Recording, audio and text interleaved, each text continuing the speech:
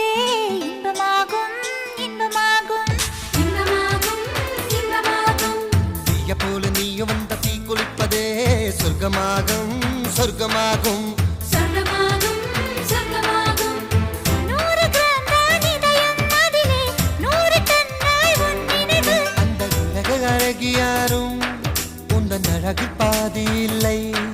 உன் கண்ணின் ஈர்ப்பை பார்க்க அந்த நியூட்டன் இன்று இல்லை. நதியே அடிநெல் நதியே நனைந்தேன் உன் அழகினிலே. உன் சிரிப்பு சேர்த்து சேர்த்து மலர் காட்சி